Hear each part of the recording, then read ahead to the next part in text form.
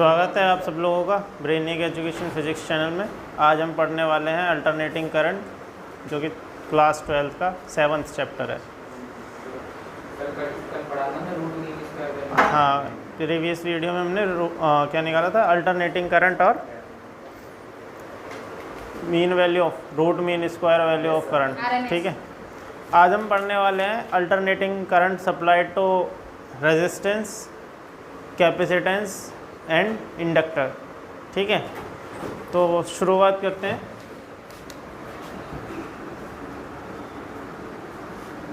Chapter 7 class 12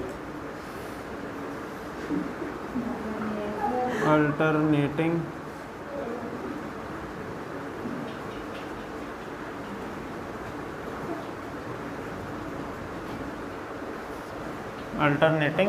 current. ठीक है, देखो हम अल्टरनेटिंग करंट सप्लाई कर रहे हैं रेजिस्टेंस को।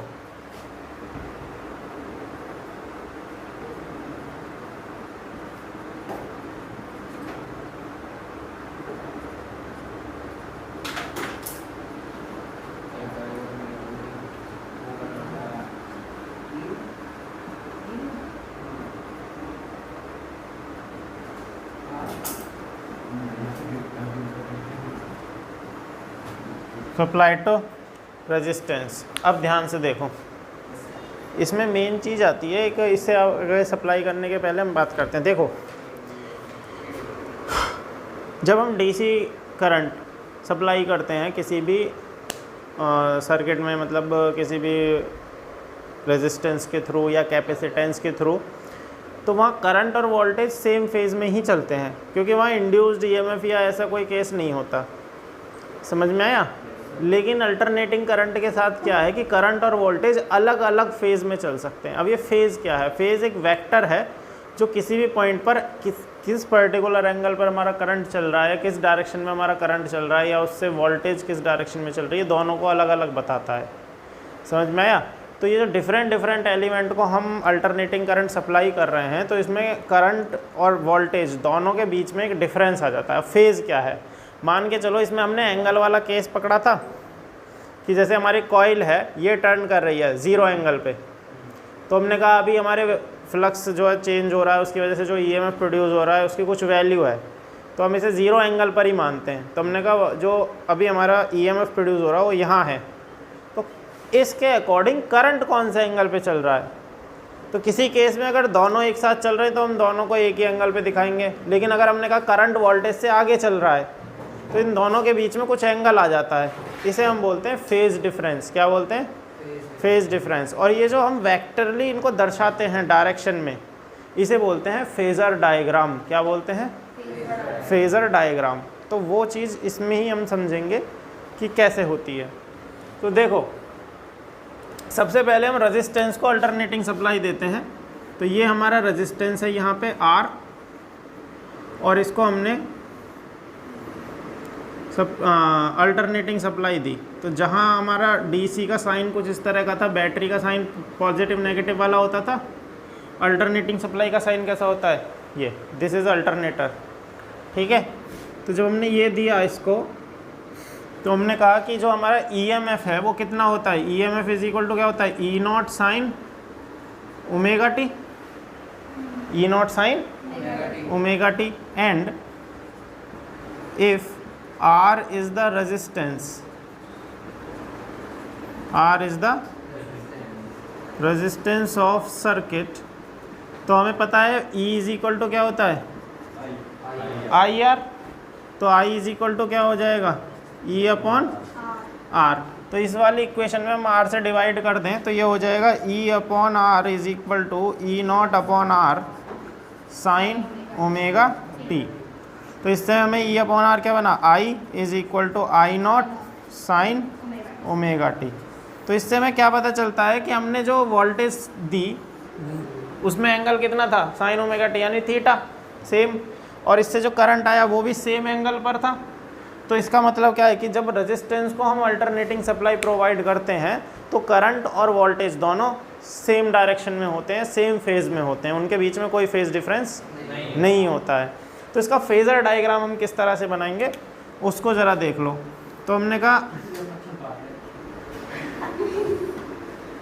ठीक है, जिस तरह से हम एक्सिस बनाते हैं इस तरह से, इसमें हमने कहा कि हमारा जो करंट है वो इस डायरेक्शन में चल रहा है, सॉरी मतलब जो ईएमएफ है वो इस डायरेक्शन में चल रहा है, ई नॉट, सही है। तो करंट भी इसी डायरेक्शन में चलेगा, करंट भी सेम डायरेक्शन में चलेगा, अलग अलग नहीं चलेंगे। तो इसका मतलब क्या है, इसका मतलब ये है कि देखो यहाँ से शुरुआत करते हैं, ये हमारा ईएमएफ है, ये क्या है ईएमएफ, इसी के साथ साथ करंट चलेगा। यानी कि जब हमारा दिस इज़ ई नॉट और दिस इज़ आई नॉट, यानी कि जब हमारा वोल्टेज मैक्सिमम होगी तो करंट भी मैक्सिमम होगा, और जब ये ज़ीरो होगा तो ये भी ज़ीरो होगा, यानी ये इसके साथ साथ ही चलेगा। बिल्कुल समझ गए, करंट और वोल्टेज में कोई फेज डिफरेंस नहीं है। तो हम लिख सकते हैं रेजिस्टेंस ओनली, ये कैसा सर्किट है, प्योर रेजिस्टिव सर्किट। कैसा है,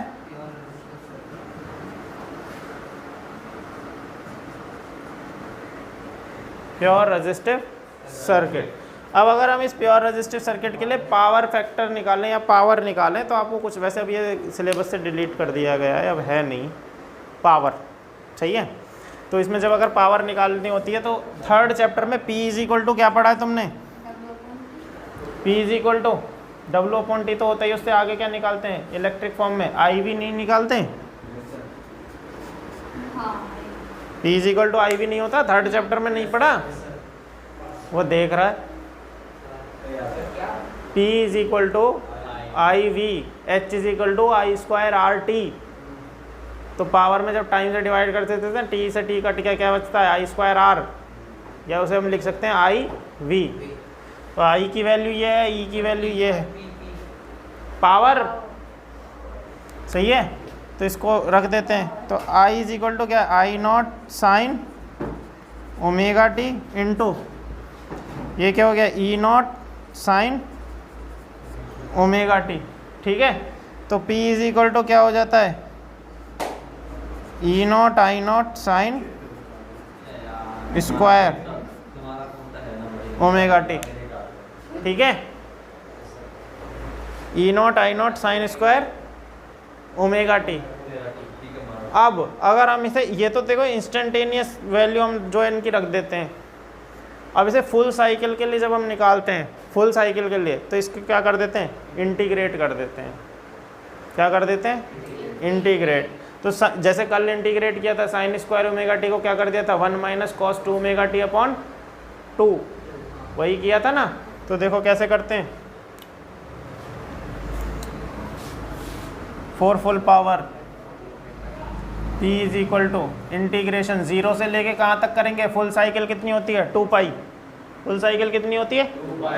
क्या करेंगे E0 I0 sine square ω t, तो E0 I0 तो आ जाएगा बाहर, इंटीग्रेशन 0 से 2π, या लिखेंगे 1/2। तो ये हो जाए E0 I0/2 और 0 से 2π, ठीक है।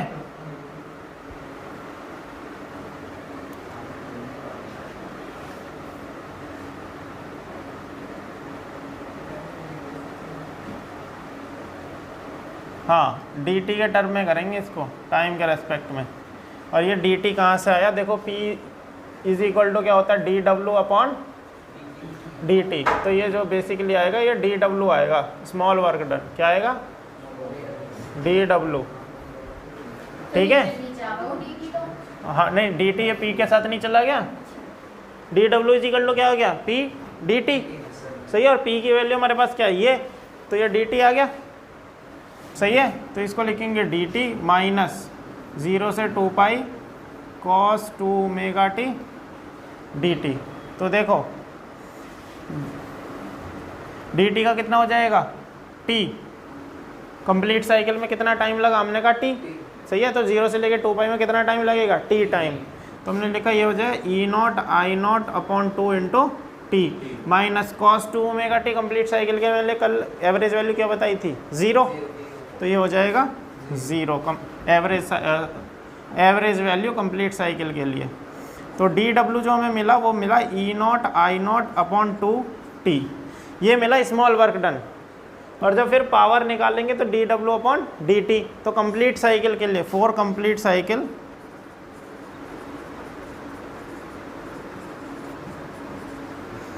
P इज इक्वल टू क्या हो जाएगा डी डब्ल्यू अपॉन टी, तो ये कितना आएगा E naught I naught t upon 2t, t से टी कैंसिल, तो P इज इक्वल टू क्या बचा E naught I naught upon 2, सही है। और इसको हम क्या लिख सकते हैं, इसको लिख सकते हैं E naught upon under root 2 into I naught upon under root 2 लिख सकते हैं ऐसे। ध्यान दे लो, ये चैप्टर सर के ऊपर से निकल जाएगा, पता भी नहीं चलेगा, इतने ज़्यादा डिफरेंशिएशन और इंटीग्रेशन है इसमें। ये समझ में आया, E naught upon root 2 I naught upon root 2, ये किसकी वैल्यू है रूट मीन स्क्वायर वैल्यू, किसकी वोल्टेज की। अरे 2 को under root 2 into under root 2 नहीं कर लिया, तो P इज इक्वल टू क्या लिख सकते हैं E R M S into I R M S, तो ये होती है पावर किसमें प्योर रेजिस्टिव सर्किट में जब हम देते हैं कौन सा करंट अल्टरनेटिंग करंट। ये फेजर डायग्राम ध्यान से देख लेना।